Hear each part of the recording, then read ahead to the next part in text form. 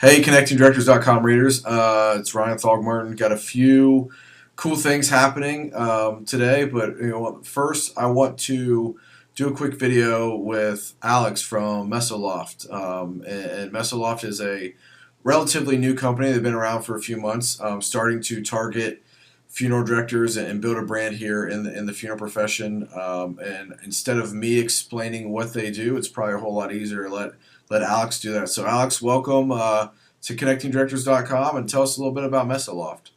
All right, thank you, Ryan. Yeah, Mesoloft is, like you said, a pretty new company. We officially launched in October, and what Mesoloft does is we use high-altitude balloons, weather balloons, to take cremated remains up to the edge of the atmosphere and space.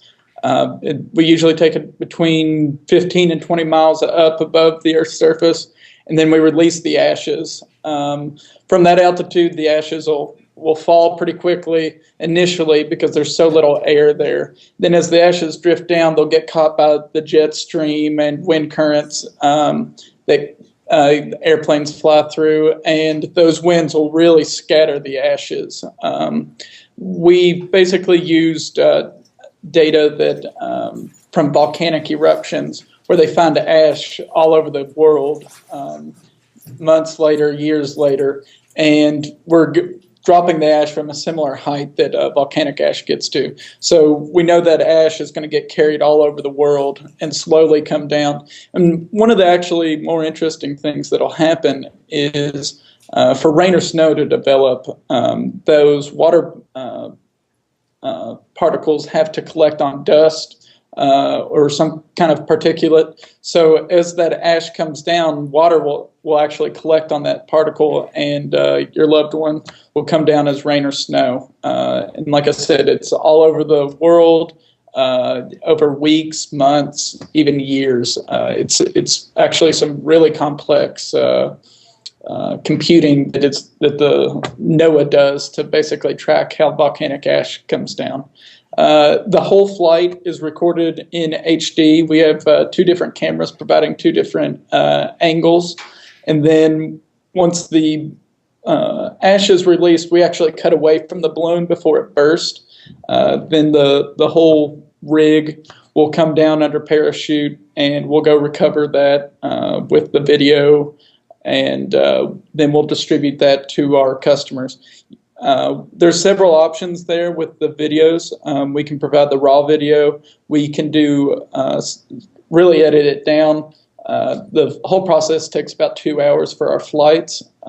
Most of that video looks really similar, but it's really gradual changes. So what we usually do is about a 2-minute highlight reel that includes the ash release, and you can usually see the ash cloud fall and then start dispersing, and then you get some great views of the curvature of the earth and the blackness of space and the horizon. And like I said, we've got several options. We'll definitely provide the customer the video. We can post it on our YouTube page to make it easily shareable for your family and friends. We will also provide a commemorative little photo book that kind of shows how the Mesoloft flight goes, and then some pictures from your specific flight. And that's our standard option. We also have a destination package where we will come to you, or at least try to get as close to you as we can. We're kind of limited a little bit on geography where we can launch from. We don't want to be launching from downtown New York City. Sure. But we'll try to find something that works for you.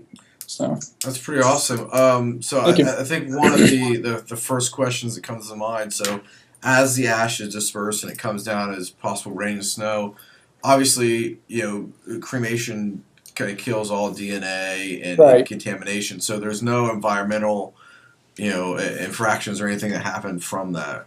Right. So, yeah, the ash is sterile, it's clean, but also you're going to be falling from, like I said, 15 to 20 miles high, 80 to 100,000 feet above, and that ash is going to get scattered so finely that it's immeasurable, the concentration as it comes down. So, right, you don't have to worry about any environmental concerns.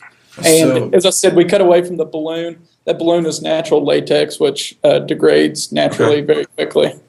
Wow. So, typically, how far is the rig falling from where you're actually launching at? That's really variable, and all of our tests, we're based in Lexington, Kentucky, and all of our testing was done here in Kentucky, and it really depends on the season. So we've been pretty quiet through the winter because the winds are so strong in Kentucky at this time. Now, for 2015, as we ramp up and start launching more customers, we'll actually be traveling out of state. But Okay. here in Kentucky during the winter, the conditions are terrible. So if we launched, they would land 200-300 miles Oh, away. wow. But during the summer, when there's hardly any winds, we will actually launch some, and they will land within 5 miles. Oh, wow. Cool. Right. And we can predict where they land, so we always are going to unpopulated areas, safe areas. We try to limit any risk possible. Sure. Sure. So, I noticed on your website, and even in our conversation, you talk a lot about you going to the edge of the atmosphere. So, is That's the right. edge of the atmosphere still considered space, or Right. what's the difference there? So there's actually no 100% mark for where space begins. A lot of people do say it's at 100 miles high. So, like I said, we're at 20 usually. But in high altitude balloon research, that's a common phrase you hear. You're at the edge of the atmosphere Okay. because you're actually above 99% of the atmosphere. When you're at that height, it's essentially a vacuum. There's no air. There's no wind. It's very quiet. You're exposed to solar radiation. It's negative 40 degrees. So it's actually very close to the environment of space. It just really depends on what classification you're using to classify space. But Excellent. So that's cool. So, is it zero gravity there as well at that point? it is not. It is not. That gets into a complex physics Okay. question, All but you right. need to be going very fast to get into zero gravity. Okay. So, Excellent. Well, what I always think it's interesting when you don't have a background, obviously, in that's the it. funeral profession. What makes you like what brought the birth of Mesoloft? What was that driving kind of? Yeah, let's do this with cremated remains because typically that's not a checklist as a 10-year-old boy what you want to grow up to do. That's right. So there's four main partners in Mesoloft and five people that have been really involved with us here in the beginning. And four of the five are engineers. Okay. Three of those four are mechanical engineers that work in the aerospace industry. And then we have an electrical engineer. And then we have one of our other partners. His name's Chris Winfield. He's kind of our business guy. And he previously worked on a project called Drop Zone, where they would take, they had a similar rig for high altitude balloons. They would take it up, and instead of seeing the shroud that holds the cremated ashes, you would actually see a little block that had a company's logo on it.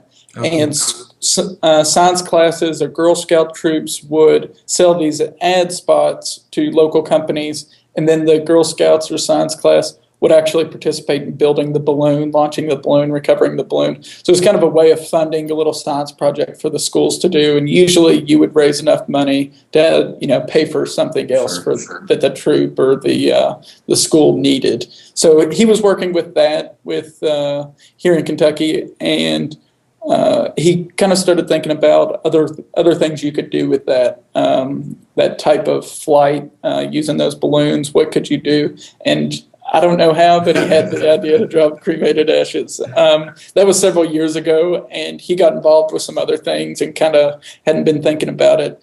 And then it happened that Chris ended up working near myself and Alan Bevan, who's one of our other partners.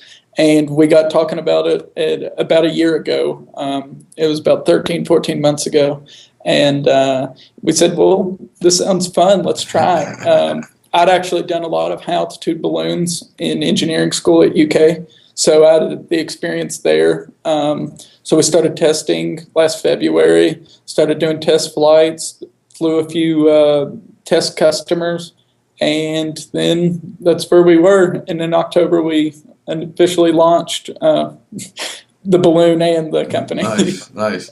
So. And you're actually, I noticed on your site you're doing pet remains as well? That's right. So the PET system works a little bit differently. For a human customer, we take your flight is only your loved one's ashes. That's the only person's. We take that up, we release on one flight, that's it. For pet remains, number one, there's a lot fewer ashes. So what we'll do is we take them up in a very similar rig.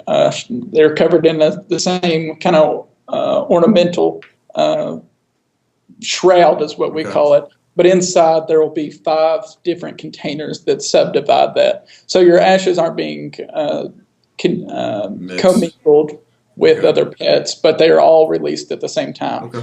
And part of that is sometimes those ashes there's so little quantity that you really wouldn't get a good effect of those ashes being scattered. So they're all individual until we open the door and they all fall out together. So and that's $500 per flight. Excellent. So with a human release or ceremony that you do, a flight, are you using all of the cremated ashes, or is it just a portion of that? Yeah, so that's a question we get a lot, and we will take all of the ashes if you prefer. We recommend, and so far our customers have kind of agreed with this or already decided on this. We recommend you only giving us maybe half or a third of the ashes. Number one, in case you want to do something else with the ashes, if you want to keep a keepsake or an urn. But also, I'm not going to lie, there is some risk to this. We try to avoid all risk we can, but there could be a chance of a malfunction or problem with the video, and we want to be able to, replicate that for our customers. Do a reflight and obviously a refund. We don't want to cause an issue where one shot, a freak accident on our end and really upset the customer. Gotcha. So now that you're looking at more targeting the funeral profession, what's your message to a funeral home? Why should they offer Mesoloft to client families, either at a pre-need or at-need service? Right. So as you just kind of alluded to, when we launched in October, we were really targeting the consumer, so the families, whether they were recently lost a family member or had ashes sitting on their mantle. And we got some interest for sure, but we think right now our issue is trust. We need to build trust with our customer base, and the way we want to do that is going through the funeral homes and partnering with funeral homes. So we're kind of the way we're kind of asking the funeral directors. Well, number one, it's a fantastic way. It's a memorable story that these families get, and the thought of basically everywhere you go for the rest of your life, you can think that your loved ones were there. Those ashes got scattered all over the world. It's a great service you can provide, a unique one. The families may not know when they come in that this is something that they wanted, but that it may catch their eye, or you may find out after they see it, their grandfather loved, he was a pilot when he was younger. He always loved planes, or he loved travel or adventure, something like that. That's really who we see as our customers, people that either love to travel. One of our early customers, it was a couple that always wanted to travel but never got the chance. So their daughter said, what a great way for them to actually get to travel. Their last journey is one of the phrases we've used. So it's just a unique service that you can provide to your customers. we'd really love to do one of a destination package. Meet the family at maybe their grandparents' favorite vacation spot, or their family cabin, something like that. That would really be meaningful to the family. Sure, yeah, that'd be sweet. So yeah, absolutely, you're part of this. The finality of this journey and a life celebration and story, Right. offers a lot of value not only to the family but the funeral home as well. So, all right, Alex, and kind of wrapping up, you told me that you are going to be at ICCFA That's right. next month. So, if a funeral home would like to meet with you at ICCFA, if they're going to be there, or they would just like more information on Mesoloft and what you're doing, and Right. how they could partner with you, what's the best way for them to do that? Okay. Probably the easiest thing is to contact me personally at Alex, Alex, at mesoloft.com. Yeah, I'll get right back to you. Here at the end of the week, we're also going to have a funeral director's specific page on Mesoloft. You'll be able to scroll to the bottom of our homepage. There will be a director's link. The URL will also be mesoloft.com/directors. They can go there for some more information, some graphics, links to our videos that they can watch, and then also show their customers. We think that's a really powerful image for you to be able to show your customers, that video or even a photo of the ashes being released. And yeah, like you said, I'll be at ICCFA. I'll be walking around. We won't be exhibiting. We made this decision a little too late to get a booth together, but I'll be around. Be wearing my Mesoloft shirt, so that should give it away. Excellent. All right, Alex. Well, I look forward to meeting you in Yep. person in San Antonio. Really intrigued by what you're doing.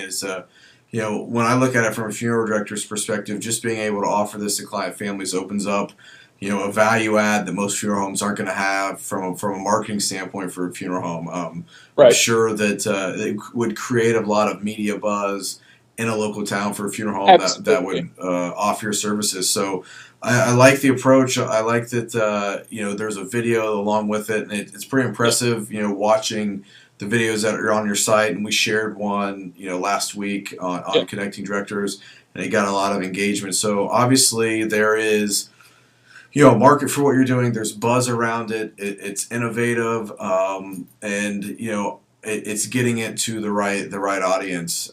So we look forward to helping you with that, and appreciate your time today. Yep. Thank you. I encourage funeral homes interested in learning more about Mesoloft and connecting with Alex to do so. And we'll throw your email address and contact information up on the bottom of the screen, so they'll have Great. that. So, Alex, I appreciate your time. Go ahead. Well, I was just going to say, and there's our contact info is also on the website. Okay. If somebody stumbles there, there's info at Mesoloft. There's my personal. There's ways to contact us through the website as well. Excellent, man. Well, I appreciate it, and look forward to meeting you soon. All right. Thank you. All right, take care. You too.